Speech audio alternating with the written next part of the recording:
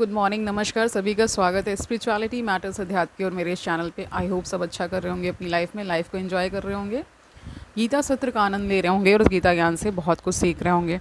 तो हमने 13वां अध्याय शुरू किया था जिसका शीर्षक प्रकृति पुरुष तथा चेतना है।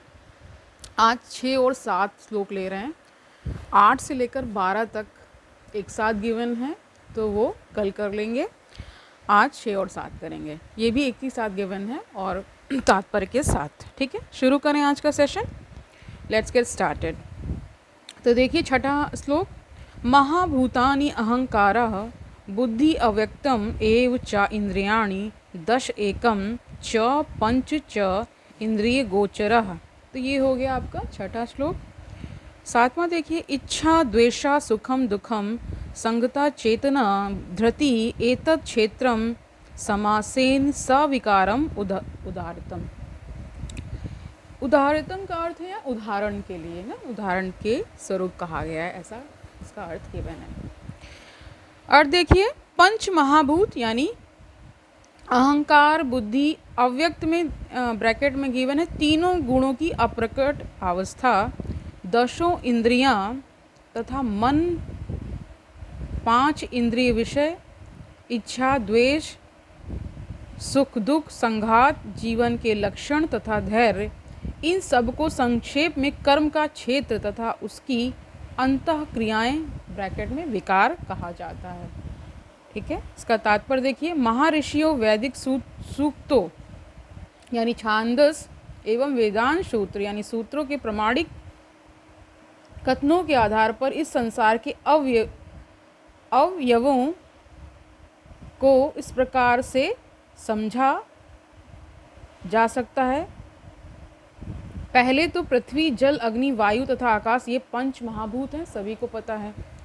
फिर अहंकार बुद्धि तथा तीनों गुणों की अव्यक्त अवस्था आती है।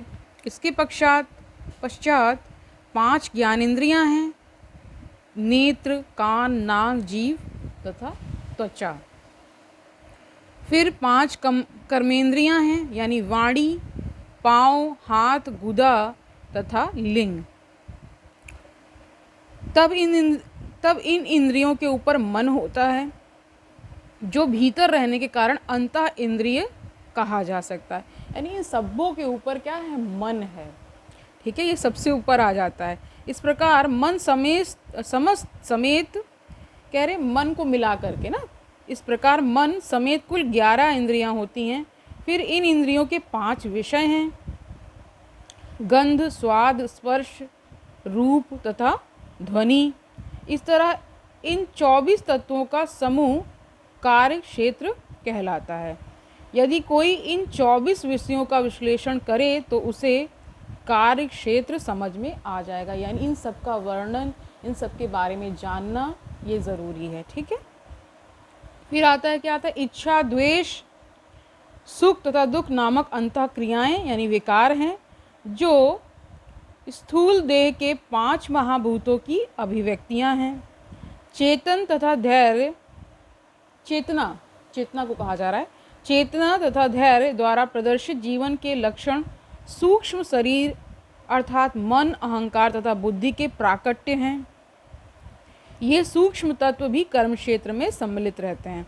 5 महाभूत अहंकार की स्थूल अभिव्यक्ति हैं जो अहंकार की मूल अवस्था को ही प्रदर्शित करती हैं, जिसे भौतिकवादी बोध या तामस बुद्धि कहा जाता है। यानी तामसिक बुद्धि के बारे में यहाँ बात हो रही है। यहाँ और आगे प्रकृति के 3 गुणों की अप्रकट अवस्था की सूचक है। प्रकृति के अव्यक्त गुणों को प्रधान कहा जाता है। जो व्यक्ति इन 24 तत्वों को उनके विकारों समेत जानना चाहता है उसे विस्तार से दर्शन का अध्ययन करना चाहिए, यानी कि आपको फिलॉसफी पढ़नी चाहिए। भगवत गीता में केवल सारांश दिया गया है। ठीक है, शरीर इन समस्त तत्वों की अभिव्यक्ति है। शरीर में 6 प्रकार के परिवर्तन होते हैं, या उत्पन्न होता है, बढ़ता है, टिकता है, संतान उत्पन्न करता है और तब यह क्षीण हो जाता है और अंत में समाप्त हो जाता है। अतएव क्षेत्र अस्थायी भौतिक वस्तु है, लेकिन क्षेत्र का ज्ञाता क्षेत्रज्ञ इससे भिन्न रहता है, यानी इस क्षेत्र को जो जानने वाला है वो इससे भिन्न रहता है, वो नहीं कभी समाप्त होता है। ठीक है, जो ये भौतिक शरीर है ये तो नष्ट हो जाएगा, कुछ व्याधि लग जाए तो नष्ट हो जाता है ना, कहीं कुछ एक्सीडेंट हो जाए तो नष्ट हो जाता है। ये सारी चीज़ें तो आप समझ ही पा रहे होंगे। ये कहते हैं ये नित्य नहीं है, ये अनित्य है। शरीर क्या है? नित्य नहीं है। आत्मा नित्य है, वो सदैव बनी रहती है। ठीक है, तो आज के लिए इतना ही रखते हैं। इतना शॉर्ट सेशन लेने का आज का मतलब ये है कि अगर हम इसमें, क्योंकि इसके बाद जो 8 से 12 एक साथ गिवन है, इसको हम करेंगे तो बहुत ज़्यादा समय लगने वाला है।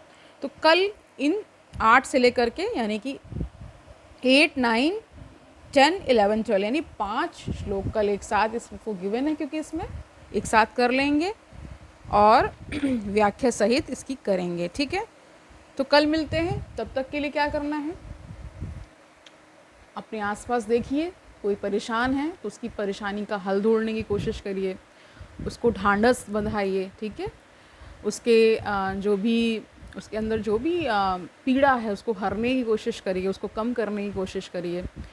आध्यात्मिक ग्रंथों का अध्ययन करते रहिए, दूसरों को सुख पहुंचाते रहिए, भगवान को सारे जो भी आप कर्म कर रहे हैं उनको समर्पित करके करिए, और अपने कर्मों की चेकिंग भी करते रहिए कि क्या मैं जो कर रहा हूँ वो सही है, मतलब किससे किसी की हानि तो नहीं हो रही, किसी को कष्ट तो नहीं पहुँच रहा है। ये सब जानना बहुत ज़रूरी है। ठीक है, तो कल मिलते हैं। तब तक के लिए क्या करना है, जो बताया वो तो करना ही है। आध्यात्मिक जो ग्रंथ हैं जो भी आपको प्रिय लग रहे हैं, 10-15 मिनट उनके लिए निकालिए, अच्छे से स्वाध्याय करते रहिए।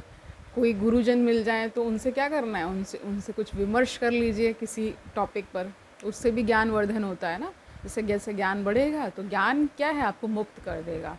ज्ञान को ही अंततः मुक्ति भी कहा गया। अगर ज्ञान ठीक से हो जाता है, पूर्ण ज्ञान हो जाता है, तो वही क्या हो जाता है, मुक्ति का साधन बन जाता है, ज्ञान ही बन जाता है, और एक समय के बाद ज्ञान ही मुक्त कर देता है। ठीक है, कल मिलते हैं। तब तक के लिए हरि ओम तत्सत।